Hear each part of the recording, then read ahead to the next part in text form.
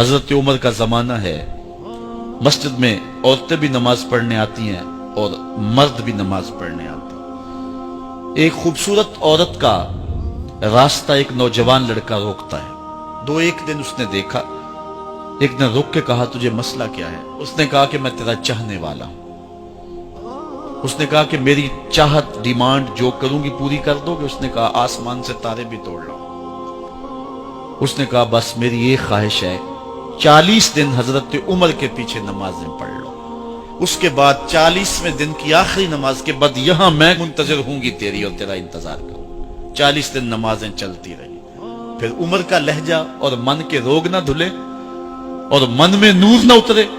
40ویں دن کی آخری نماز کے بعد وہ گردن جھکا کے جا رہا تھا، لڑکی اسبِ وعدہ کھڑی تھی۔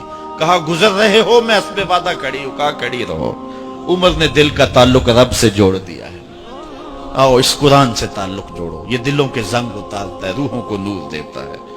اسلام کا جو بنیادی اخلاق ہے وہ حیا ہے، یہ بات ذہن میں رکھیں۔ ہر دین کی ایک پہچان ہے، حضور نے فرمایا اسلام کی بنیادی پہچان کیا ہے؟ حیا ہے۔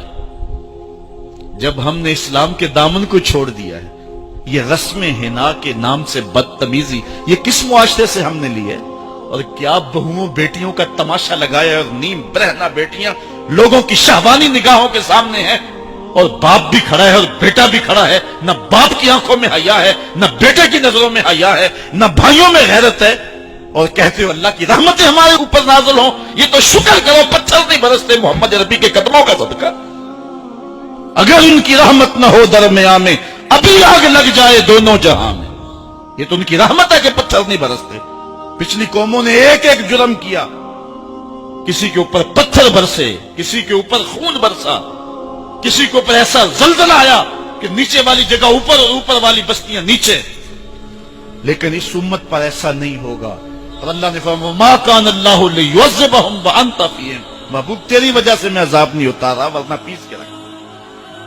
سر سے لے کر پاؤں تک ہم اسلام میں آ جائیں، چھوڑیں آدھا تیتر آدھا بٹیر، جہاں جی چاہا اسلام کے دامن میں آگے اور جہاں جی چاہا ادھر چلے گئے۔ مسجد میں بھی چندہ دیا اور ہوٹل میں بھی شراب پی، رب بھی خوش رہے شیطان بھی راضی رہے، ایسا نہیں ہوگا۔ رب کہتے نہیں کہ میرے ہو تو پھر میرے ہی ہو۔ کوئی بھی غیرت مند محبوب نہیں جو ہے تسلیم کرتا کہ میرا محب کسی اور کی طرف نظر اٹھا کے بھی دیکھے، تو رب سب سے بڑا غیرت مند ہے، وہ نہیں چاہتا میرا ہو اور کسی اور کی طرف دیکھے۔ تم کون ہے؟ مغربی تہذیب لگتی کیا ہے تمہاری؟ اپنی ملت کا قیاس اقوام مغرب سے نہ کر، خاص ہے ترکیب میں تجھے قوم رسول یاد۔ تم غیروں کی نکالیاں کرتے پھرتے ہو، تمہارے سامنے سیدہ عائشہ کی سیرت موجود نہیں ہے؟ تم مغرب کے ٹینوں بننے کی کوشش کرتی ہے میری بیٹی، تیرے سامنے محمد کی بیٹی فاطمہ کا نقشہ نہیں ہے؟ کدھر بھاگ رہی ہے؟ یہ بال کھول کے بازار میں کون جا رہا ہے؟ یہ نیم برہنہ کون جا رہا ہے؟ دیکھ محمد عربی تجھے کیا آواز دے رہے، ان کا لہجہ کیا، اس کو سن اور زندگی کو اس کی مطابقت میں گزار۔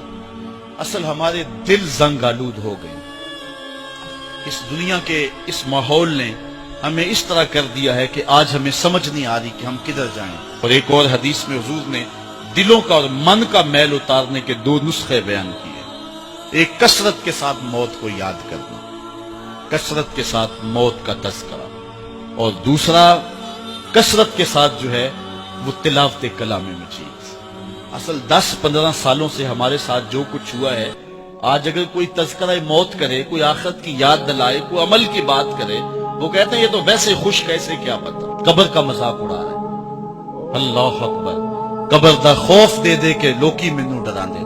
میں کہتا ہوں لوگ ہیں کون ڈرانے والے؟ منکر نکیر کا پتہ آمنہ کے لال نے دیا ہے۔ فَلْيَضْحَكُوا قَلِيلًا وَلْيَبْكُوا كَثِيرًا، تمہارا رب کہتا ہے تھوڑے ہنسا کرو زیادہ رویا کرو۔ رونا دل کا میل اتارتا ہے، باطن کے اجاڑ پن کو دور کرتا ہے، من میں خشیت الہی کے پھول کھلاتا ہے۔ اور حدیث میں آتا ہے وہ آنکھ خوف خدا کی وجہ سے روئی اور ایک بال کی جڑ بھی بھیگ گئی، کل قیامت کے دن وہ بال جہنم میں نہیں جانے دے گا۔ عرض کرے گا مالک یا اسے جنت دے دے یا مجھے نکال لے، تو رب بال تو نہیں نکالے گا، اللہ تعالیٰ اس شخص کو جنت عطا فرمائے۔ لا خیر فی عین لا تبکی من خشیت اللہ، امام ابو نعیم نے لکھا حلیہ میں، اس آنکھ میں بھلائی کوئی نہیں ہے جو خوف خدا میں روتی نہیں۔ رونے کا مزاج بناؤ، طبیعت کے اندر نرمی پیدا کرو۔ اگر طبیعت سخت ہے، بعض لوگ تباً سخت ہوتے ہیں، تو روزانہ شام کے وقت قبرستان میں جا کر کے کچھ وقت گزار کے آیا کرو۔ اپنی طبع میں نرمی پیدا کرو، طبیعت میں سادگی پیدا کرو۔ اپنے زندگی کے معاملات کو زیادہ نہ پھیلاؤ کہ جو حساب دینا مشکل ہو جائے۔ مجھے اپنے والد گرامی کی ایک بات یاد آئی۔ آپ فرمایا کرتے تھے جس شخص سے پیار ہو جائے نا، اس کی آخرت کے لیے سوچا کرو کہ اس کی آخرت ٹھیک ہو جائے، اس کے لیے محنت کرو، کوشش کرو، جو تم کر سکتے ہو کہ اس کی آخرت ٹھیک ہو جائے۔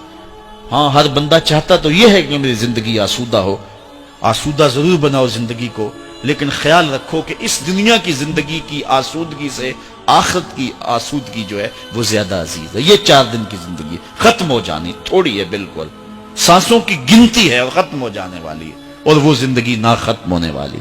اس لیے خندق کھودتے صحابہ پر جب حضور کو پیار آیا تو دعا کیا دی، اے اللہ میرے انصار کو بھی بخش دے، میرے مہاجروں کو بھی بخش دے، کیونکہ زندگی تو آخرت کی زندگی ہے۔ ان کی آخرت کی زندگی کے لیے خاص طور پہ دعا مانگی۔ اس لیے اپنی آخرت کی زندگی کے بارے ترجیحاً ہم سوچیں اور اپنی زندگی کو بہتری کی طرف لے جائیں۔ 5 گانا نماز شعار زندگی بنا لیں۔